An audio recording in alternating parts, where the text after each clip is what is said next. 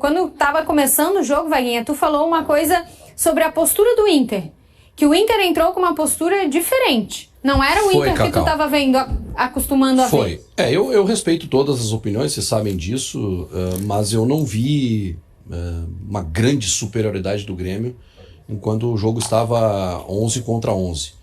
O Grêmio entrou com mais vontade, mais dedicação, e sim, o Luiz Castro teve um mérito que foi bloquear a saída do Inter com o principal jogador, que é o Bruno Gomes, o principal jogador que faz a saída, né? E que ontem fez uma péssima atuação, porque foi marcado. E o Inter não conseguiu sair com o Bruno Gomes. E o outro jogador do Inter que poderia fazer alguma coisa de criação no aspecto criativo foi o Alan Patrick, que ontem fez uma das piores partidas dele com a camisa do Internacional, entregando 2 gols e tendo uma participação direta em outro gol do Inter. Então é difícil um time que já tem limitações quando o adversário consegue bloquear, consegue marcar as principais peças do time. Tem méritos nisso o Luiz Castro, sem dúvida alguma. Agora, eu não vi essa superioridade toda do Grêmio quando o jogo estava com 11 contra 11. O resultado do jogo ele é impactante, né? Porque é o 3-0 e que estabelece essa vantagem que o Grêmio tem para o jogo da volta. Mas ontem, e aí, que bom que tu ouviu, Cacau. Ouvi, estava voltando de Floripa pra cá, ouvi vocês, desde o pré da lista. Tranquilo, o trânsito, pedágio, não tava trancado? Nada, cara, eu vim muito bem ontem. Eu achei estranho, tá? Achei muito estranha. Aqui, achei muito estranha a postura do Inter. Não tô tirando o mérito do Grêmio aqui, mas achei muito estranha a postura do Inter, que sempre foi um time de transição rápida, sempre foi um time que agrediu o adversário, sempre foi um time que teve a orientação do seu treinador para finalizar a jogada, né? Quando chega ali no terço final. A pressão na saída de bola também foi uma estratégia que não funcionou. Que o Inter não funcionou, não. O Inter não quis fazer uma marcação alta no Grêmio, tá? E quando o Inter teve a possibilidade, foram poucas as vezes, é verdade, mas quando o Inter teve a possibilidade de agredir o Grêmio, o Inter fez uma opção de pisar na bola, de tentar o toque, de valorizar a posse de bola. Tanto que, se a gente pegar ali o recorte dos 30 minutos até a expulsão do Bernabéi, o Inter tem mais posse de bola que o Grêmio. Se eu não me engano, 52-48. E o Inter não é um time de posse de bola. O Inter não é um time de posse de bola. O Inter é um time de transição, de bola no carboneiro, o carboneiro ir pra dentro e finalizar a jogada. Ou no gol, ou fazer cruzamento, e o Inter não fez isso. O discurso, aquele que eu achei que era só discurso da sexta-feira, da entrevista do Pesolano, que o César participou, de que, olha, temos que olhar o jogo como o primeiro tempo de 180 minutos. Tu acha que ele entrou pra empatar? Eu não sei se ele entrou pra empatar, mas ele entrou nitidamente com uma estratégia diferente. Ele mudou a característica do time. O Inter contra o Flamengo no Maracanã jogou de forma diferente. E contra o Grêmio, o Inter resolveu pisar na bola. E aí errou na estratégia, né? E errou também nas substituições, eu posso falar mais pra frente sobre isso. Eu queria até pedir pro Schenck, pra gente, o Schenck esteve já eu aqui no WhatsApp, pra gente ter uma diferença básica da forma como o Grêmio marcou ontem em relação ao primeiro Grenal, que ajudou a bloquear esse lado esquerdo do Inter. Se a gente voltar... Parou aí, Schenck. Parou nos melhores momentos, tá? No jogo do Beira-Rio, como é que o Grêmio marcou? O Grêmio tava no 4-2-3-1 naquele jogo com o Monsalve com o Cristaldo por dentro. O Grêmio não fazia o Grêmio subia só o centroavante, o Carlos Vinícius, nos 2 zagueiros do Inter. E deixava que esse primeiro zagueiro tivesse o passe. TT pegava o Bernabéi e aí tava o Marcos Rocha com o Carboneiro.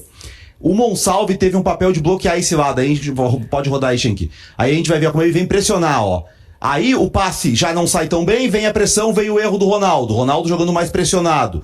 E depois vai ter um outro lance, que é o terceiro lance dos melhores momentos, se eu não me engano, que é o Monsalve roubando a bola lá no campo de defesa. O Monsalve, que ele era o meia-direita desse tripé. O lance do... Esse lance aí, ó, onde o Monsalve tá roubando a bola. Se a gente voltar a parar um pouco, Schenck, ele tá na mesma linha do Noriega. Ele tá... Parou aí. Olha só, Noriega, Arthur e Monsalve. Lembra da entrevista do Luiz Castro dizendo: se eu deixar um jogador na posição de 10 e deixar que só 2 marquem a posição de dentro, tem adversários que congestionam muito e é pouco ter só 2. Aí, ó, não tem 10 nesse time. Tem os 2 pontas, o namorado na direita, o Almus na esquerda do centroavante. E 3 caras no meio. Aquela entrevista dele explicando por que ele abandonou o 4-2-3-1 pro 4-1-4-1, ela tá nessa imagem aí, ó. Vai ter o passe do Alan Patrick, o Monsalve rouba ela, a bola não chega no Carboneiro. Do Bruno Gomes, perdão, o passe. É exatamente essa mudança de estrutura que ele falou pós-Juventude, quando ele explica por que ele saiu do 4-2-3-1. Que com 2 só por dentro ele não conseguiria marcar um time que congestiona esse setor, e aí passou a ter 3, o Monsalve sem bola, marcou como volante. O Monsalve sem bola marcou como volante, na mesma linha do Arthur e muitas vezes do Noriega. Isso foi fundamental para bloquear o jogo por dentro do Inter, que foi o ponto forte naquele jogo do Beira-Rio. E aí, CCD, tu tá feliz, né? Muito, porque eu tô vendo algum futuro no trabalho, né? Fazia muito tempo que eu não tinha essa sensação no Grêmio e eu tô muito feliz. Esse Grenal começou no último Grenal, né? O fracasso do Grêmio no último jogo. Físico, tático, podemos falar anímico, eu não gosto muito dessa expressão, porque eu acho que jogador de futebol tem que estar motivado para um jogo desse tamanho, mas teve gente que disse que agora tá passando o lance do primeiro gol, teve gente que disse que o namorado dominou mal a bola escalou, pelo amor de Deus. Depois eu quero mostrar um negócio sobre o escanteio do Inter também. O namorado. Olha, o Grêmio é muito grande, muito grande. Mas aí, isso começou lá. A partir daí, o que aconteceu? O que aconteceu? O Luiz Castro mudou o time. Ele mexeu com zagueiros, botou zagueiros jovens, achou o Pavon ali para uma situação de criar uma nova realidade, de intensidade. Olha aí, o Vieri correndo para frente, empurrando os jogadores. E a partir daí o Grêmio melhorou como time. Deu chance de ter transições rápidas. Para esse gol, por exemplo, do Amusa é uma transição muito rápida. O lance da expulsão é uma transição muito rápida. E o Grêmio melhorou como equipe de futebol, com algumas verdades bem definidas. Eu acho que a principal delas é um time de maior intensidade. Os jogadores são muito melhores do que eram? Não, eles são a mesma coisa. A mesma coisa. De trabalho, né? Só que eles estão trabalhando melhor. Eles estão jogando. Por exemplo, mais? O que o Amuso pode? O que o Amuso pode fazer? O Amuso é isso aí. Jogando de. O Amuso jogou muito bem ontem. Eu sei, mas como que ele vai jogar bem? É ele fechando uma linha de 5 lá atrás? Não, é ele sendo o cara do contra-ataque. Tá, o que te surpreendeu mais ontem na escalação? O Monsalve ou o enamorado? O enamorado. A minha cultura é por sempre fechar. Eu aprendi isso aqui. E eu tenho que me desfazer dessa cultura. Hoje em dia o futebol não tem mais isso. Futebol hoje todo mundo corre, todo mundo joga, todo mundo marca e todo mundo ataca.